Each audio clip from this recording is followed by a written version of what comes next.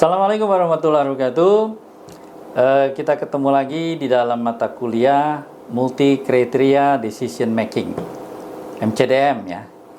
Oke, sebetulnya salam sejahtera dulu. Salam sejahtera, salam sehat, tetap semangat bagi tim dari kelas Multi Criteria Decision Making Institut Setiami. Oke, di dalam pertemuan Zoom saya sudah jelaskan, ini saya sampaikan di videonya agar tersimpan. Ini sebagai bahan juga nanti untuk UTS atau UAS ya.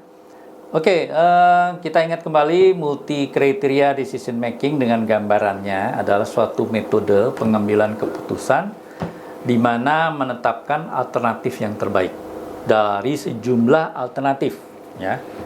Jadi berdasarkan kriteria tertentu nantinya. Jadi secara kehidupan sehari-hari deh ya. Jadi ibaratnya kita jalan lurus, ternyata tiba-tiba harus diputuskan untuk menuju suatu ini, apakah kita tetap lurus atau ada alternatif ke kanan, ada alternatif ke kiri gitu kan ya. Nah kalau sekarang ini kan enak kita pakai Google, biar Google lah yang Google Map atau aplikasi lain yang bisa mengarahkan, kamu lewat sini aja deh, kenapa? Tadi kan dia udah gambar kan, oh di sini merah macet, ya kan? Oh, Anda ambil aja terus saja. Loh kok jadi jauh? Ternyata jauh belum tentu itu lambat. Ternyata walaupun diputar, itu menghindari merah. Nah, ini sama dalam hal kita ketika ada masalah dengan berpikir tadi multi kriteria decision making. Nah, dengan ukuran-ukuran, aturan-aturan, atau standar yang digunakan dalam pengambilan keputusan tadi. Jadi secara umum bahwa ambil sejumlah alternatif dalam menseleksi keputusan tadi. Ya, ini beberapa saya ambil aja dari cuplikan jurnal Kusuma Dewi ya tahun 2006. Nah, di dalam pertemuan pertama kita udah bahas mengenai yaitu ketika keputusan ini sesuai dengan beberapa disiplin dengan penelitian secara operasional. Jadi mengevaluasi beberapa kriteria, baik itu nanti keputusan yang bertentangan atau yang dalam kehidupan sehari secara bisnis, pemerintahan, lalu membeli yang sehari-hari adalah kebutuhan rumah tangga atau sampai obat-obatan ya.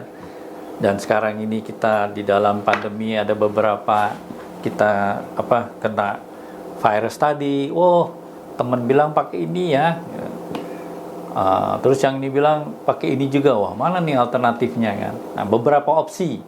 Nah, tinggal nanti diberikan pandangan di sini ada 4 ya, kita masih ingat bahwa dalam memutuskan suatu kriteria tadi adalah bisa kita contoh kita membeli mobil namanya kan.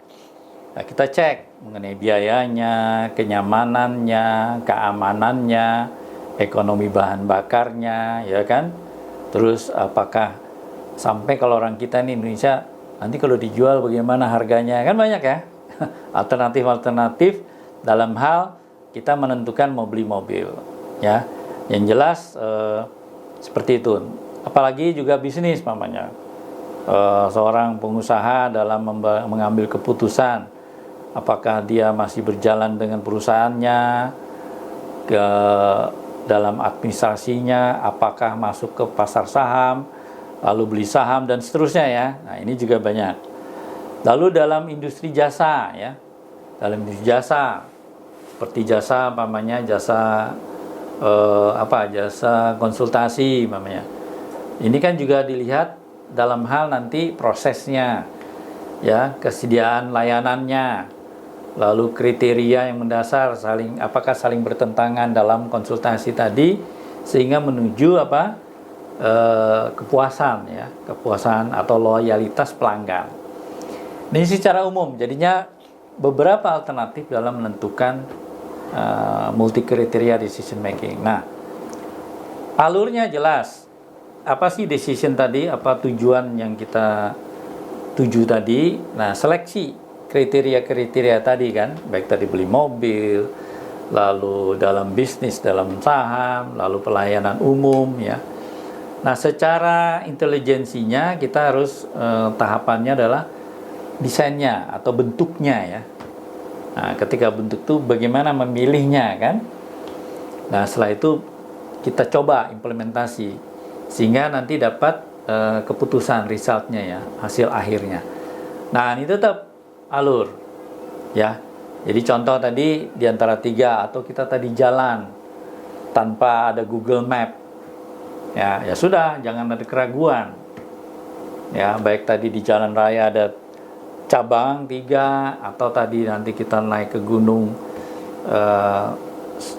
apa istilahnya, loh kok semuanya lebat hutan. Nah, hindari kita mengatakan wah kita tersesat, itu down kita. Lebih baik gini, kita ambil alternatif seperti itu kan. Jadi putuskan, jadi jangan langsung kita berhenti gitu kan. Nah, hindari kita. Ada yang bilang kata bijak, bahwa orang-orang bijak, orang-orang yang cerdas itu tidak ada kata istilahnya wah gitu, tidak ada kata mundur. Kita harus go forward, harus maju dan punya keputusan. Walaupun keputusannya nanti salah. Nah, yang penting tujuannya jangan diubah ya. Ya, tujuan tadi jangan diubah. Nanti yang diubah adalah caranya. Ya, jadi kalau kita sudah punya suatu tujuan, jangan diubah gitu. Ya diubah ya berantakan semua. Jadi menghitung alternatifnya juga beda nanti. Contoh ya, yang di dalam kelas waktu pertemuan pertama kan saya bilang, yuk kita ke puncak mamanya. Untuk apa tujuannya? Ya sudah, kita istirahat, kita senang, kita makan enak di sana. Udah, tujuannya itu. Terlepas nanti di jalan, di tol mamanya ada masalah apapun, ya kita cari alternatif namanya. Decision makingnya ada tetap ke puncak. Begitu, demikian ulasan waktu pertemuan pertama, yaitu tetap kita goal of decision-nya tetap ya tidak berubah. Demikian di video pertemuan 1 untuk mengulas multi kriteria decision making. Terima kasih atas perhatiannya. Kita ketemu di pertemuan kedua. Billahi taufiq wal hidayah. Assalamualaikum warahmatullahi wabarakatuh.